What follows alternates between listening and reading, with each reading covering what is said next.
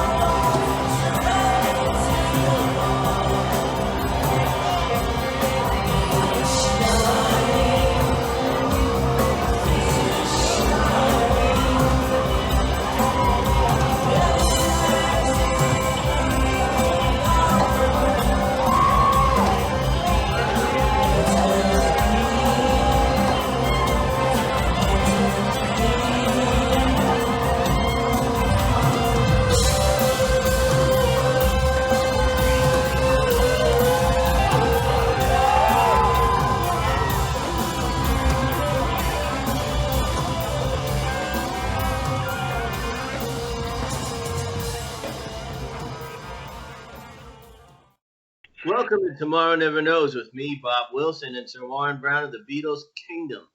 Our special guest tonight that we're honored to have is Gary Van Scyoc of the Elephant's Memory Band. Hello, gentlemen. How are you tonight? I'm doing great, guys. Thanks for calling. Looking forward to speaking with you. This is the show that always goes off without a glitch. Hi, Gary. Sailing, huh? Nice to meet you, Gary, and I'm so glad I'm glad you came on our show. I'm looking forward to hearing some of your stories. I'm a big John Lennon fan, and you were right there on stage with him and Yoko, of course, so I'm interested in hearing some great stories. Well, I can only tell you as it happened. That's good with me. That's perfectly how I like to hear it.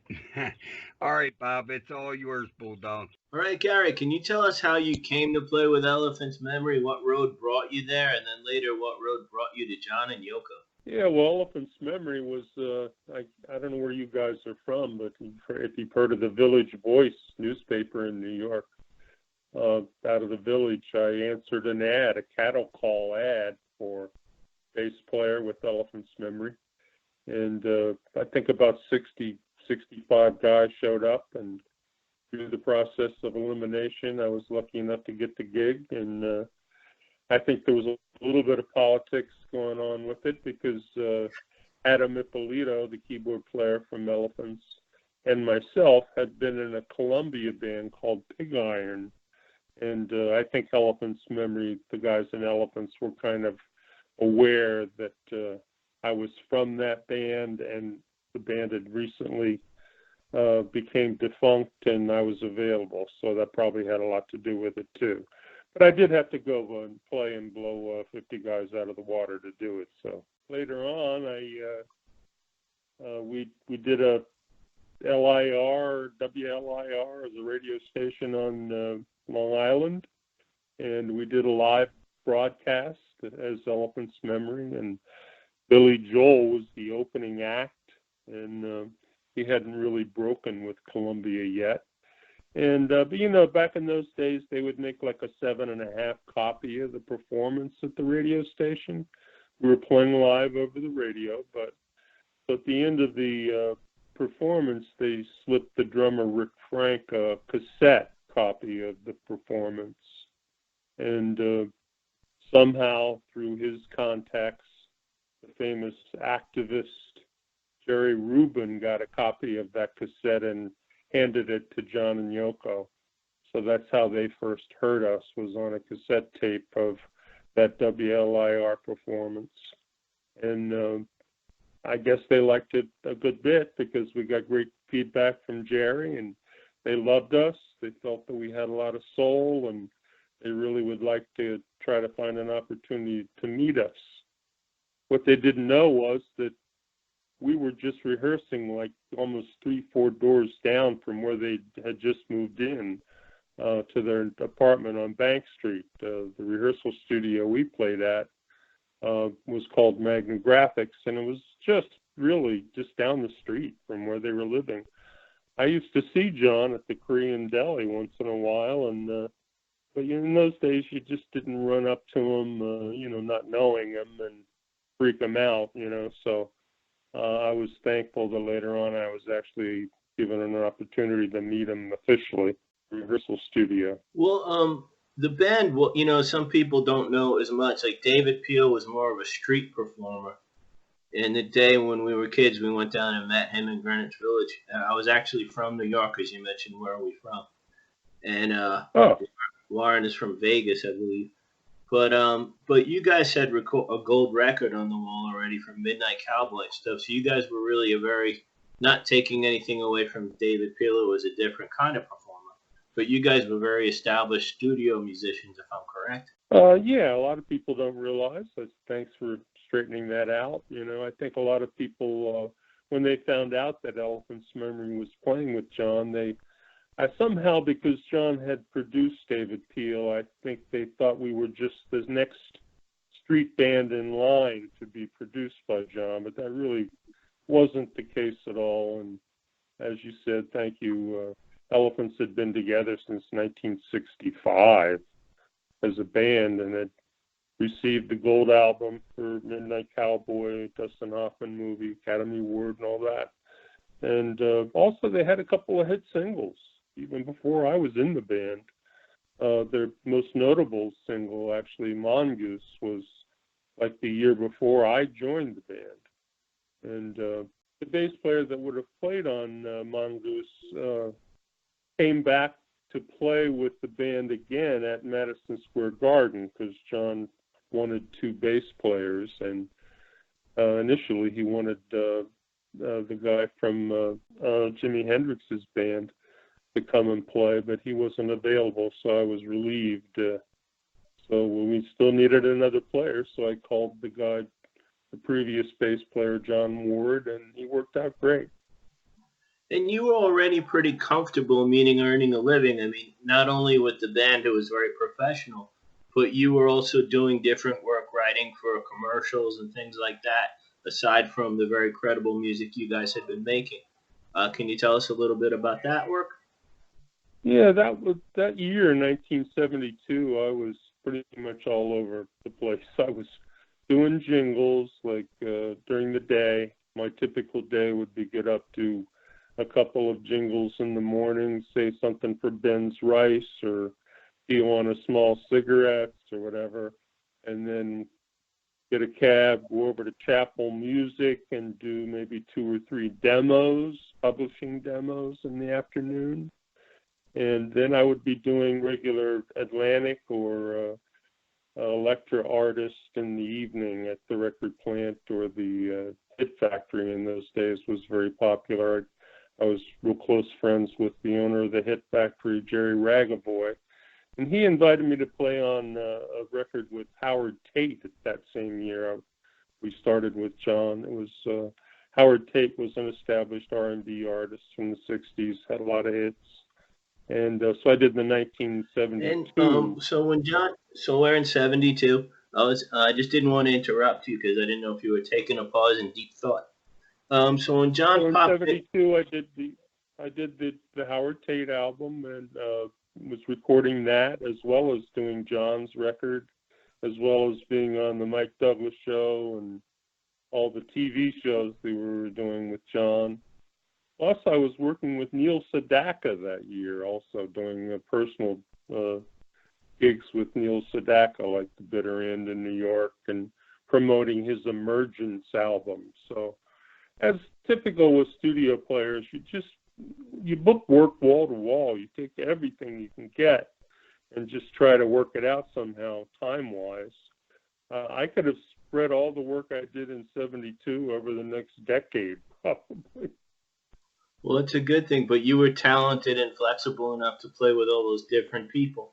When Elephants played shows before you played with John Lennon, what theaters did you mostly play in New York? Do you remember the Anderson Theater? I don't know how old you guys are, but that I'm famous 54. Chuck and Bo concert was done at the Anderson, which is just about 2 or 3 blocks north of the Fillmore East, to give you some kind of a reference to where it was. It was one of those old, grand wooden stage theaters. It was just maybe even as good or even sounded even a little better than the Fillmore. It was just had a great sound. A lot of live records were done there. So that's where we ended up playing with Chuck Berry and Bo Diddley in the same concert. And then we later wrote a song called Chuck and Bo, and I wrote, and we recorded that on the album, the Apple album that John produced of Elephant's Memory. That cut is on there. That's impressive. Now, when John did pop in on you at first, was he wearing possibly something that was very iconic from Abbey Road? Well, you know, Bob, I can't swear that it was the same white suit from Abbey Road, but it looked awfully close. And I was impressed that he even, would dress up in a suit to come to meet us. Because, like I said, I had seen him on the street several times in the village, and he didn't exactly dress like that in the village, running around, and trying to be a little bit more incognito than wearing a white suit running around Greenwich Village. But he showed up in that white suit, and it was just amazing. My jaw dropped. I think we were all in shock for the first 5 minutes. But he was so cordial and made you feel so comfortable right away. It was great. Well, my jaw dropped just hearing that the first time. But so when he came into the session, and he met you guys, and then they decided they wanted to play with you. How long did it take for you to decide if you wanted to join up with them? Did you have any hesitation? Oh, yeah, big hesitation, because, playing together and having fun, and, he was talking about things coming up in his future, like a world tour, and our mouths started to water. And, we discussed so many things that first night. I think we played for like 5-6 hours. I know I didn't get out of there till early in the morning. We played until our fingers were sore, literally. And did all those old great songs, and it just went well. The whole night was great. And at the end, pretty much near the end, John says, "Well, can I join your band?" And we all looked at each other, and it was just like, are you kidding me, man? So we got talking some more, and, we knew that would never work. So, but it was such a nice thing a way for him to approach the whole thing. It was complicated trying to work it out. So, because we were still signed to Metromedia Records, for the label that had the hit Mongoose for the band. We were just ending our contract with them. We had 2 other record labels interested in us. So it wasn't just like we could just say, oh, great, we'll sign with Apple. But, within a few days, it became obvious that the only way to work it out was, and as John and Yoko said that evening, we'll merge the 2 bands and become the Plastic Ono Elephant's Memory Band. And Yoko piped up, oh, that's Poem, P-O-E-M, Plastic Ono Elephant's Memory. So to her, it was like it was meant to be, how she was or is. And so after, what we had to think about was, we knew that James Taylor had flopped on Apple. We knew they didn't promote him. Badfinger was already bitching about, their 4th record they were trying to get them to do for Apple. And, they were already thinking Warner Brothers, just like James Taylor had already signed with Warner Brothers. So a lot of people were getting on Apple, but they weren't doing that great on there. So we had to consider that. But, push come to shove, we realized there's just no other way to do it. We would have to sign a deal with Apple to be John. So that's what we did. Well, I think it was sort of meant to be from my point of view. But you described John as being very caring of your feelings and empathetic to you guys. Was it also like that when you played with him, or was it hard for him to adjust, from being John Lennon and the Beatles? Or was he an easy guy, empathetic guy musically also? All the way around, John was just very easy for our band to work with. I couldn't speak for anyone else or any other situations that John became involved in after the Beatles. But as far as our band and his relationship with Yoko, he just couldn't have been more giving and caring. He would let us play all the musical parts that we wanted to on his songs. And, no airs about him, no Beatle thing. We had to coax him to do one Beatles song at the Garden. He didn't really want to do any of the Beatles songs. So every rehearsal, we'd have to we'd see him coming. So we'd start a Beatles song. So hoping he'd pick up his guitar and join in. And it would sound so good that he would change his mind on not to maybe doing something at the Garden Beatles song. So we finally talked him into doing one. He relented, and we did Come Together at the Garden. So, which was a really cool one because it's got a great bass line. So I enjoyed that. But that was it. That was, besides Give Peace a Chance, that's the only Beatles song we did. And Give Peace a Chance was a solo work, so. Well, here's a guy who was at that concert with you in the audience, and he's a great graphic artist and host here. So I give you over to Sir Warren Brown. Thank you, Bob. First of all, I like to ask Gary, you must be a big fan of Animals.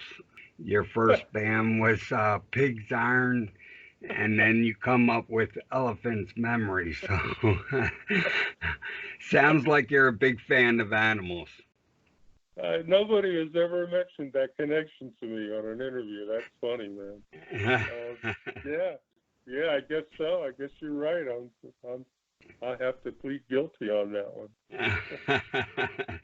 All right. I don't know the venue you were talking about before you, where you were playing before you started playing with John, but I do know the Fillmore East, and I seen Frank Zappa there. Yeah. Have you ever seen him or met him? Oh yeah, I used to go to the Halloween shows at the Academy of Music on 14th Street every year. They were just concerts to never miss. I mean, if you had a chance to see one, it was like the biggest freak show in New York ever. Outside for the concert, just to see that. He's from my hometown. I'm actually from Maryland, and Zappa's from Maryland, so I thought I'd throw that question in. Yeah, I'm a big Zappa fan. I love his stuff. All right, so do I. I appreciate that. After you joined up with John, how long did it take for you to actually start playing gigs and things? Did visas get in the way? Well, let's hold off on the visa thing, but because John was right in the middle of the whole visa madness when we joined with him in January of '72. Actually, it was December of '71. But he was already in that whole visa mess, But as far as playing gigs, how long it took, it was only about, I think, we met him around a little before Christmas, and it wasn't too long, maybe a week or so, before we got a call that John wanted to do the Mike Douglas show. So that was the first thing. We went into rehearsals for the Mike Douglas show probably maybe a week into January of 1970. So Wow. that was the first thing on the agenda. Wow, that was pretty quick. John must have liked you guys. Yeah, it was like a lightning thing, and all these, when you get great gigs like that, Right. you just can't believe it, the way that things pick up momentum. It's just like, your phone starts ringing and then it's just ringing off the hook for a week straight. It's just all kinds of stuff, interviews, and once the Village Voice got wind of it, and all the newspapers were getting wind of that the Elephants were going to be backing him, and so you had all that to deal with, and we had to get rid of our record company, Metro Media, so we were able and free to sign with Apple. So that was a little bit of a thing to go through as well. Right.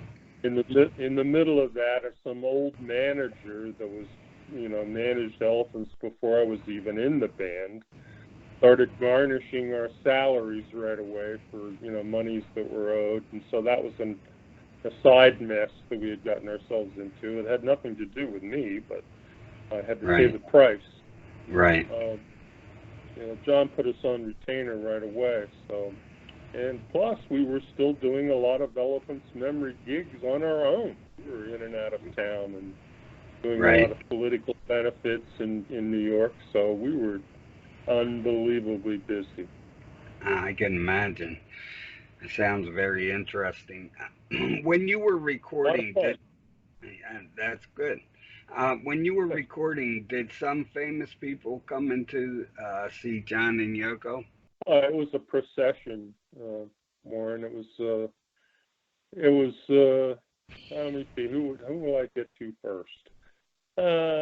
Carly Simon, who used to be lead singer in Elephant's Memory in the year and a half previous to that. She couldn't wait to get down there, and her entourage were in and out. And but one night in particular, these guys with Uzis and 45 automatics started showing up, and it was the Secret Service because Jackie Kennedy Onassis was really hot on John and wanted to come down with her whole crew. So we had to put up with that one night. Rudolf Nureyev, the ballet dancer, was with her, and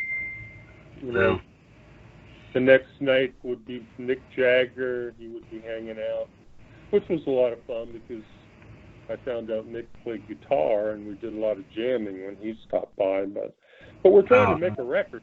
It's when you're in the studio and your reputation is on the line as a studio player, basically, to do a John Lennon record, and you got like dozens of these people like filing in and out of the control room and Studio A. I mean, it was pretty chaotic, let me tell you.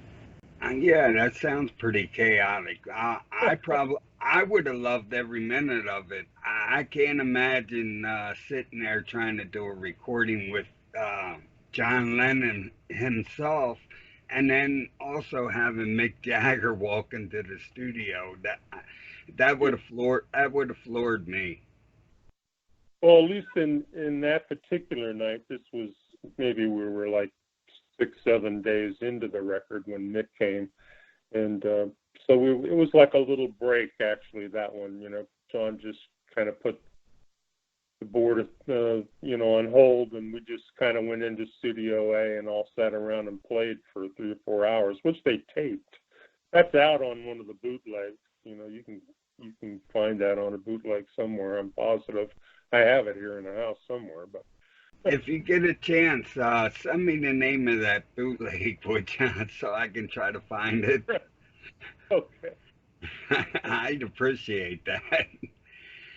You It mentioned, becomes a problem. I got all this stuff on cassette now. What do you do with it? I don't even have a cassette player. The toys anymore. They all run cassette. yeah, I know what you mean there. You mentioned you played, or Carly Simons sang for you guys.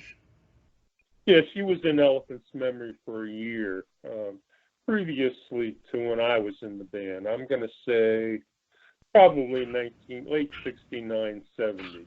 Oh, I was going to ask you what it was like to work with her, because she's one of my favorites. Yeah, well, I got to know her a little bit because she would come by our rehearsals. Besides the John Lennon sessions, she would come to our rehearsals sometimes. So she was a very sweet lady. She had left the band on very good terms, probably to get working on her own record deal. Right. I had no problem with her. She was very nice. It's just that when you have all those people at the John Lennon session, it was just not convenient, personally, or to any of us, because we're trying to do our very best for John, and that wasn't creating the best of situations, having all those people under our feet. Do you know where I go for all things Beatles? When I want to see pictures, learn of the newest books, see old interviews, read great magazines, all in one place online? Do you know where I go? I can take a good guess, Bulldog. Well, what would that guess be, Sir Warren? And Beatles Magazine? Beatles Magazine is a publication with 370 plus million visitors in all their pages, read by thousands of fans around the world every day. There's Beatle news updated 24 hours, audio, video, photos, interviews, even contests to win great memorabilia, additional material, and more. Follow Beatles Magazine in the most complete online coverage 24 hours a day. And how many days a week, fellas? Days 8 days a week. a week.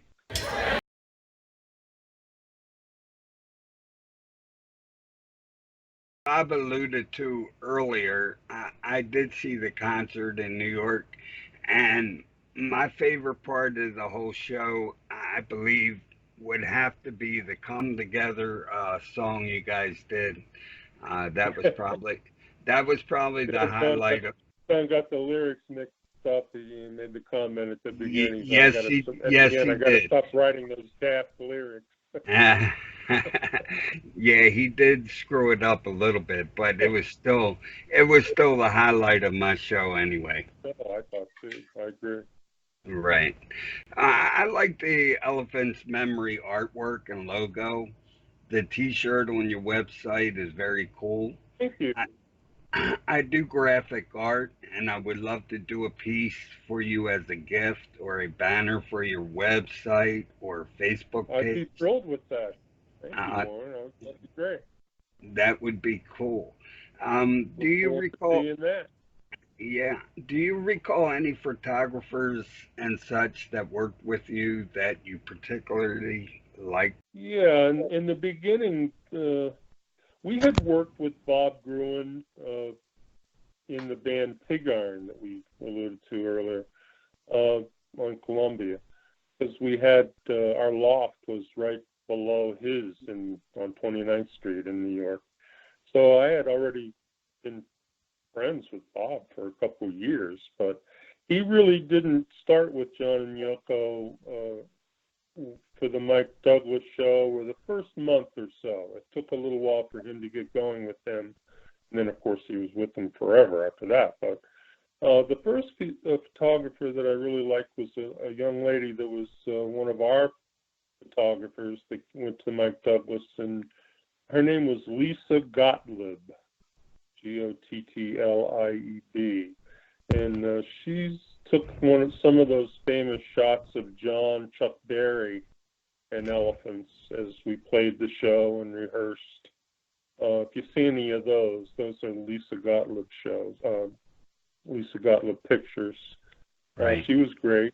And then Bob came shortly after, and once so we were so tight with Bob Adam Ippolito and I, the keyboard player from Elephants. We had both been in Pig Iron, and Bob did some work with them. And later on, it was another one of our people, Les Katz, took a lot of nice shots of when we were on the road, and then I think there was a Daily News guy that did some stuff at the record plant that I see once in a while. His name was Mike John, Jahn. Okay. So those are the primary ones that did most of the stuff. Wow. John Lennon wasn't into just anybody waltzing into the studio and doing stuff. I mean, that's why they became so comfortable with Bob Gruen, because they had that, familiar feeling with him after a while. So he just kind of took over. Right. Yeah, that sounds good. Great. Right. I got one more question, and then I'm going to hand it over to the Bulldog. I can hear him. It's been a pleasure. I can hear him growling in the background, so I'm going to ask one more, and then I'll hand it over to him. During your sessions, did John ever take time out to talk with Paul? Was there a public feud going on, or were they still friends and brothers? Well, all I know from my perspective is we'd be recording sometime in New York City, so we're into like February of 1972 when we started recording that at the record plant, and Paul would call from his farm in Scotland, High Park Farm, Right. And they would talk. Once they got on the phone, it was like a couple of kids on the phone. I mean, it was like the whole session would stop, and we would have to like order out Japanese food for Yoko or order out or whatever, because they would talk. I mean, this is at $300 an hour at the record plant in 1972. Even Wow. the record would come to a halt, and they would talk. It seemed like forever. That same day, you would have seen something in the Village Voice or the Daily News about how they hated each other so bad, and it was kind Exactly. of funny, to be on the inside and really, knowing that what a bunch of crap that was. Exactly. Yeah, I can imagine that. That would have been a surprise to me. All right, I can hear Bulldog back there growling, so I'm going to let him take over. Hey, Warren, Bulldog. it was a pleasure. Thank you so much, man. And thank you. When you talk about the sessions you were playing at that time, was the record sometime in New York City? Yeah, that was the first record that we did after the live performances on the Mike Douglas show. We went right into all the sessions for sometime in New York City. And they were like, you showed up at 7 o'clock and not knowing the song, and John would want it to be like a newspaper. He wanted like a fresh song every day, and he wanted to finish it that day. So you went in at 7, you learned the song, they got the drum sound, you did like 3 or 4 takes, they did all the sweetening, and by 7 o'clock the next morning, you would have a finished record. So we did that for 2 weeks straight, every day. And so that's how Sometime in New York City came about. The other half of Sometime in New York City was the Zappa stuff from the Toronto Peace Festival. And so that's the other 33 1/3 record that was on the other side. It was a double LP, as they called it in those days. Okay. Now, after that, you guys had a real memorable week. I remember watching that with my mom, that you guys came on the Mike Douglas show like for about a week. And I was How just... old were you, 6? I was born in 65, so, I was about that area. But I was sitting with my mom, she liked Mike Douglas, and, I love the Beatles since I was 5. So, my mom put it on, of course, but, I was kind of little and I was stunned, like, the people that were coming out, I didn't know what to make of it. He came out with Chuck Berry, and I love that, but some of the other people, for an afternoon program, it was kind of wild. So I just was wondering I just know Louis Nye was on I knew him from the Munsters with Herman Munster, and he was like talking to somebody. Now this probably isn't historically accurate, but somebody akin to Jerry Rubin. So my little mind was blown. But I was just wondering, seeing Louis Nye and Jerry Rubin having a chat. But I was just wondering what, from your perspective, what was that like on the Mike Douglas show for you guys? Well, as you said, it was wild, when you get people like Bobby Seale from from the Black Panthers against Louis Nye. I mean, you got a real dichotomy of stuff going on there, Most of those older people like Louis Nye, those were all Mike Douglas's plants, John had nothing to do with any of that stuff. Those were just like the regulars that had been on the show. But I'm amazed that they let John and Yoko bring a lot of those people on because they were so radical. And but they were hell bent on doing that political thing. So they had the opportunity to do it, and they went with it. I remember one day, one of my famous stories is the first day we were on the show, we're waiting in the wings. John and I are standing there, and we're waiting for Mike to come on, because every day he came on the show, and he would come out and sing a song. For those people who don't know about Mike Douglas, he was a singer, and kind of a 40s style, kind of Frank Sinatra type, if you will, singer. And they had a live band on the show. They must have had like a 15-piece band. They were great. The best of Philadelphia's players were on the Mike Douglas show in those days, the best musicians. But this first day, John and I are standing there, and it's time for the show to start, and Mike Douglas comes out and sings Michelle. And John just flipped. I mean, he was so angry. He looked at me and he went, "Fucking hell." And he was not happy. And I can't blame him. I don't know who did the research for that show, but they sure goofed that one up. If he picked Yesterday, it might have been worse. Yeah, at least, at least something John wrote the middle eight for or something, Something. When you're talking about the show, like Chuck Berry was on, and that was really cool to watch. I watched it again as an adult also. But I know as a kid, I got a big kick out of that. And I just remember when Yoko hit a high note, when she sort of hit a howl, Chuck just like jumped. But it was like, what was it like playing with everybody together? Oh, it was never a problem playing, but it was a little rough getting started, Bob. It was, I remember when Chuck first came into the dressing room, we were all sitting around trying to decide what to play and this and that. And they had not met yet. That's why John was so excited about having Chuck on the show, because they had never met. So Chuck Berry comes into the green room and he looks at John and says, "Where's my royalties?" And the room just got like totally silent. And Chuck let him hang for about 25, 30 seconds. It felt like an hour, and then he just busted out laughing and went over and gave him a hug and shook his hand. And John was shitting in his pants there for a couple of minutes, but all was well. It passed really quickly. He busted him on that. And, there was no more mention of that the rest of the show. But when we got to doing the music, we talked over things in the green room. We'll do Memphis in C. We'll do this one in the key of A, and this and that.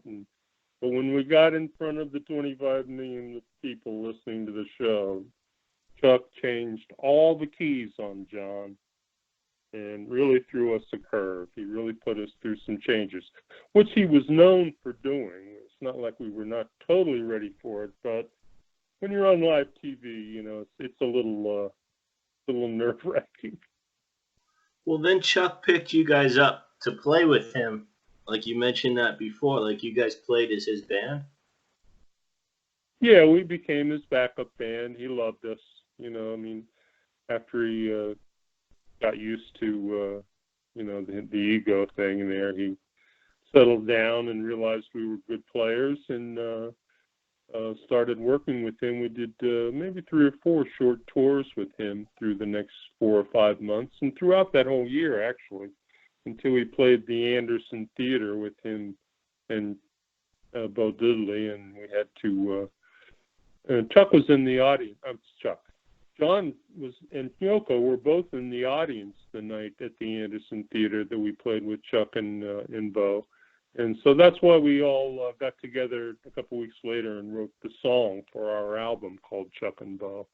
And in the lyrics, we mentioned that John and Yoko were there. And it was just a magical night, as you can imagine, with John and Yoko in the 5th row and doing a set with Bo and a set with Chuck. And then at the end, playing with Chuck and Bo. So it was a great concert. One of the did John want to join you? Career. Did he want to? No, we tried to get him up, but he would not do it. That would have been really something, but didn't work out. Now, you mentioned the Mike Douglas show, and that was, they were trying to bring their message to everybody in the afternoon, but that was also, from another point of view, a real heavy time for Richard Nixon. And I'm sure that they had somebody watch the show and report back to them. And from what I understand, they get all the songs wrong in the report, and one person would be listed as another. But they were a mess.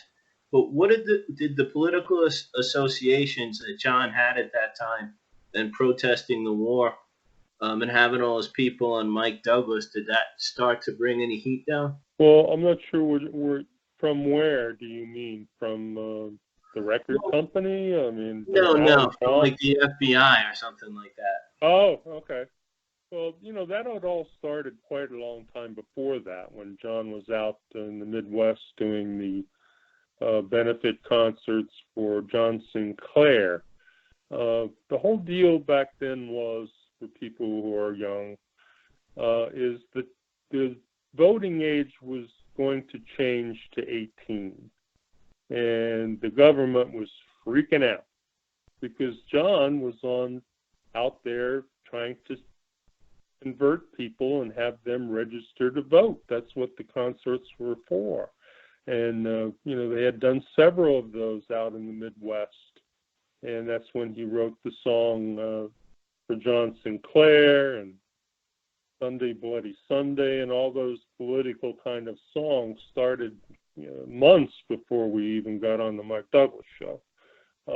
So the idea was to get a lot of people registered and vote Nixon out of office. So I'm sure when they found that out, I know that all of our phones were tapped. I used to see the guys in my building when I would come in, headed upstairs. They were parked out in the basement of our buildings with, in those days, I guess they were reel-to-reel machines, You could hear your phone click every time you picked it up, and, we were followed. And I know Bob Gruen writes in his book about the guys in the fedora hats that used to follow him around the village all the time. Took them a couple of weeks to catch on, but... So they could blend in and surveillance, they were wearing fedoras. They must have stuck out like a sore thumb. Exactly. So they weren't fooling us, but it was kind of nerve-wracking. I know it. We didn't really talk about it every day at rehearsal or everything, but everybody knew what was going on, and they were out for him. And I think I mentioned earlier in the interview that when Warren asked me, or you, I forget, about the visa situation, whether that was a problem. Yeah, it was going on when we met up with John, and it was still going on when we stopped playing with John. So it was just an ongoing nightmare, the visa situation. John could not get a green card to work. So basically, John had one goal in mind. He wanted to do a world tour. That's why he hired the band for recordings, but he wanted to do a live tour with us. We were gearing up and rehearsing for it all the time.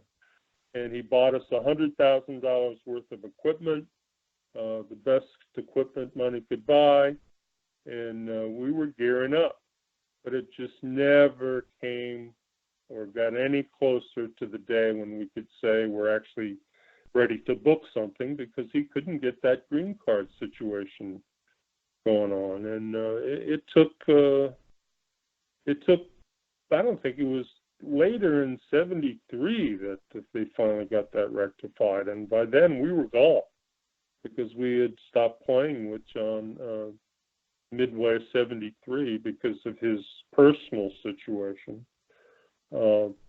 And Apple had come to a close. He had sent us a letter in July. I have a little bit of the letter here. Would you like to hear some of it? Absolutely. Dear Elephants, I've thought it about time to communicate. As you might have noticed, Apple went away.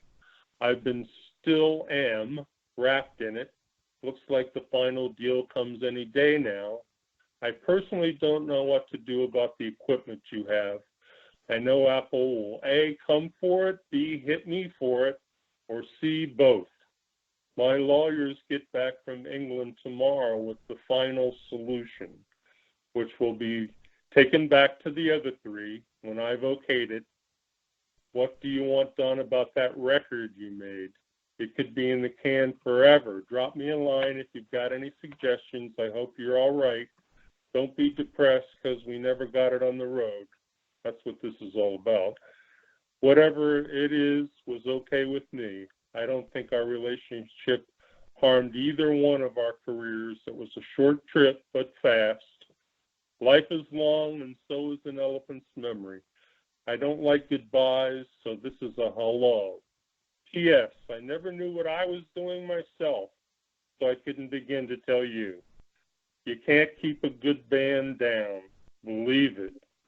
All of the best to all of you. With love, John. Well, that's a once-in-a-lifetime memento. That's the parting of the ways letter. But I think we all know what happened with John and Yoko. It had nothing to do with us. It was they had personal problems, and Yoko sent him packing to L.A. Wow. That's And as far as I'll go. Just one other thing that was in my mind, I was wondering about that you mentioned once in passing. Did they once hold you guys as bank robbers or something? Yeah, well, we think it was because of that whole surveillance FBI rigmarole that was going on. We were on one of our own little tours for a couple of weeks. We were out on our way to LA. We made a couple stops, and one was in Denver. And we're about to get on a plane going to LA from Denver, and we're totally surrounded by probably 20, 30 policemen putting us up against the wall, searching us, and they're trying to pass off the story that they thought we were bank robbers that had just robbed a bank in Denver that morning. But years later, we all started to think about it, and we think that it probably was a little bit more to that story than we knew or thought of at the time. I think we were just being hassled. They were making some kind of an attempt to drag us down and maybe in a way to get to John. And anyway, that's our theory. We're sticking to it. Well, that sounds like it might definitely be true. So I give you back to the capable hands of someone. I mean, we were a pretty motley crew back then, but I don't think anybody would look at us and say we were bank robbers. Great stories, Gary, and I think you're one of the best bass players around. Oh, thank you. I'm still trying to do it till this day. That's good. Keep on going, my friend. You touched on the surveillance and all that John was going through. How did the UFO thing come about? Do you know anything about that? The Andrews sisters. Damn cell phones. No, I don't know anything about that, Warren. I'm sorry. I really don't know anything about that. And that's all right. I just a question that popped in my mind. I thought I'd Yeah, ask. that's a good That's question. all. Great question. You got a dud on the other end of the line. Right. Thank you for that. we touched on bootlegs earlier in the show. Um, how did the bootlegs of the one-to-one concert get out to the public? That's a really good question. Uh, and I don't really know the answer. I have a few theories. Uh, First of all, it was complicated because there were so many feeds going on. There were ABC TV did a special. They were there with a set of cameras and a crew. That special was shown a couple months later on a Wednesday night as a special, an ABC TV special. So they had stuff. The company that we were working with was called Butterfly Studios, where we rehearsed with John down in the Village on Bank Street as well. And they had a crew there, and so that's another possibility. Mm-hmm. And I've seen a lot of this KBFH stuff, all this bootleg stuff. I kind of feeling they're German.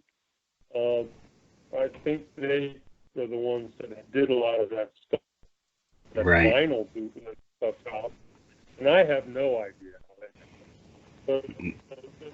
And then you have Capitol Records. You had, another being recorded for the album. Right. Somebody could have siphoned something off through that channel.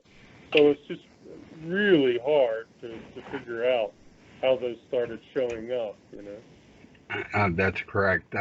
They probably got them from several different sources, I'm sure. Yeah, I think so. A lot of that bootleg stuff shows up like that. There'll have to be like 20 cuts, but they'll divide it up into these 3 were from this source and this 5 are from this, and the quality changes. You can tell that it's not, one solid performance throughout. It's just from all over the place. How does it feel to have been part of the one-to-one concert, which is really historical? John did not play many shows post-Beatles. Yeah, we couldn't work. He had no green card, as I said. So, all that stuff we did, like Dick Cavett show, the Mike Douglas, one-to-one, all these things were free. He wasn't getting paid for any of that stuff. He just couldn't work. So we got our monies through Apple as being paid by being on a retainer as side players, and then we had our record company income and our income from playing live shows. But John really couldn't do anything. We just couldn't get to that point where he had that green card, and because then he would have went to an agent and booked the world tour because he was so psyched to do it. Interesting. What was it like recording Yoko's approximately infinite universe? Sorry about that.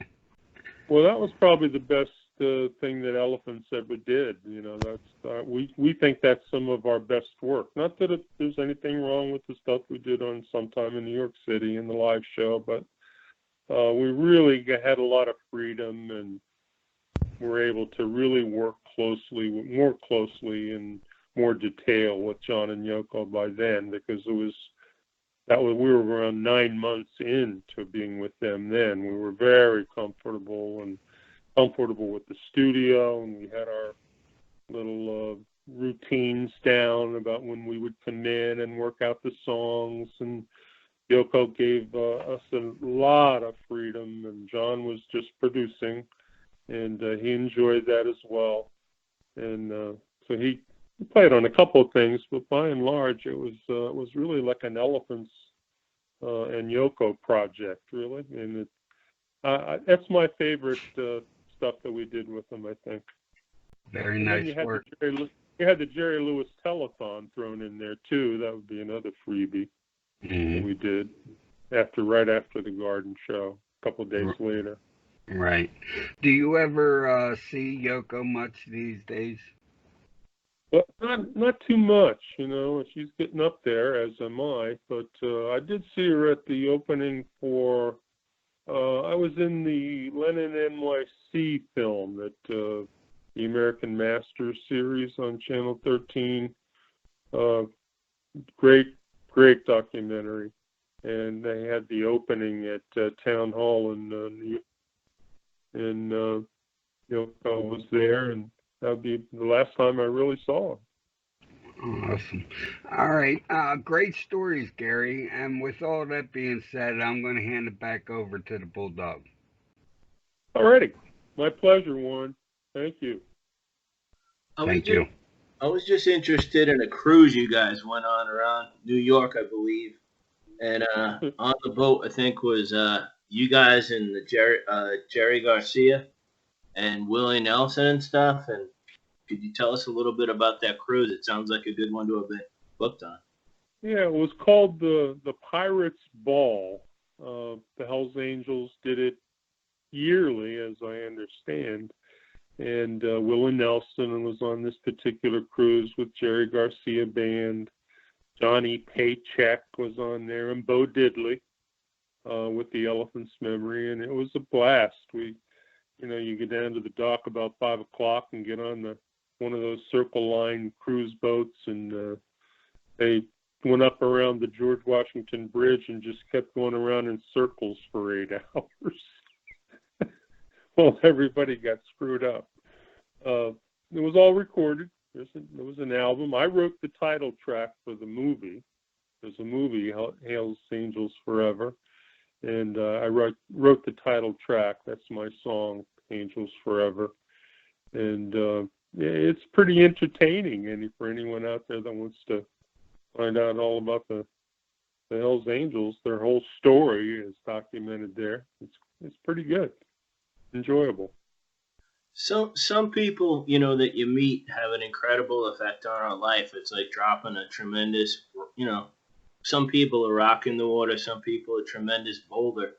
But John and Yoko coming into your life, just from my point of view, it seems like a tremendous, mountain fell in the water. But I was wondering, like, as you reflect on what happened, has your point of view changed on what an incredible thing it is to watch from our point of view? And did anyone else come in who's affected you? Like, what other people have affected you in some way like that might come to your mind, if that question makes sense?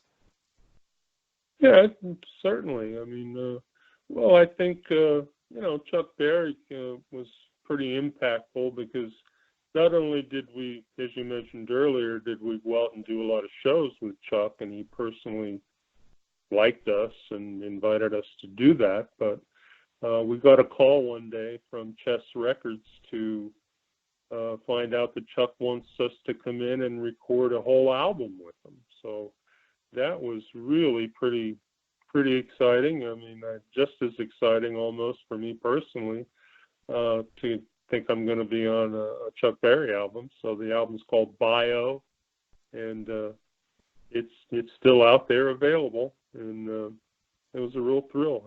I think our guitar player, Tex Gabriel, I think it's the only time Chuck allowed any other guitar player to actually play a solo on one of his records, because he's the one that usually did the soloing. But that was a special compliment to Wayne Tex Gabriel, who was a tremendous player. And that was promoted pretty well by Chess. It was a pretty big deal that year. And it's all on all of his golden, hits and compilations, and, we're 3 or 4 cuts from that record are all over Chuck Berry Gold and his box set and all that stuff. So, it's nice because you get a little extra royalties coming in there. I can imagine. Well, it hits me as I sit back what you've been through. It's just makes you like sit back and your jaws agape. But as I get back to Warren, I just wanted to say thank you to your wife Eva for putting us in touch when I asked her if you would. Thank you. She will appreciate that, and I don't know what I'd do without her. I would like to thank Eva also. I will certainly give her that sentiment, and I appreciate it, and I know she will too. Thank you. Well, we're grateful. And I also wanted to say thanks to my friend J.T. Woods, who I knew since we're 7 years old, who, when we called him on some technical issues tonight and other nights, he stopped what he was doing. Really? We had technical issues? Rumors of a glitch. Anytime we had a problem on the show, he was even at the Grateful Dead or whatever they call themselves now show about a week ago, and he actually called us from the show, so that's a friend. And I hand off to another friend, Warren Brown. I really appreciate the help also. So that was great. Very nice of him to do. I got a two-part question for you, Gary. Where can fans go to find your recordings and shows? And are there any appearances or events coming up? Well, it's great of you to ask. Thank you. Well, they can find me on, I have a website, www.garyvanscyoc.com. There's a jukebox on there that you can hear loads of stuff from my career, and also a store where you can buy the T-shirt that you mentioned, Warren, earlier, and some other stuff, some buttons, and my CD. I have a CD called Pop Goes the Elephant that's available on the website. And also, I'm on Facebook. You can go to Gary Van Scyoc fan page, and there's a lot of stuff that I keep more current happenings on there, like gigs and stuff like that. I'll be down at, not everybody listening, I realize, isn't in New Jersey, but we have a steady gig, the band we're playing with it currently, at a place called B2 Bistro, and it's in North Brunswick, New Jersey. I'll be there on 11:30 and 12:14. Also, I have a really cool benefit I'd like to plug. It's coming up in January. And it's an outfit, www.rebuildingwarriors.com. They train dogs to give to vets that come back with personal problems or physical problems, and that's January 25th at the Elks in East Brunswick. Anybody would like to come out to that? It's a great cause. Have some of the dogs there that night that they train. A lot of the, the same breed, the Belgian Malinois that just got the terrorist recently over in Syria. So. And that is so cool. And I don't live far from North Brunswick, New Jersey. Oh. That's only about an hour away from me. And I might show up. I might show up at one of your shows one day. Hopefully I can meet you in person, and I can talk with you then. We usually close the shows out singing the end, just for a nice vibe. Would you mind singing that with us? Oh, of course. I'll try to chime in. I'm going to let Bob start it off. Since he's like the eighth musician. He's probably the only one out of the three of us that can actually sing. Well, it's about the vibe, as you say. He'll carry it. So are you guys ready? I'm ready. And in the end, the love you make is equal to the love you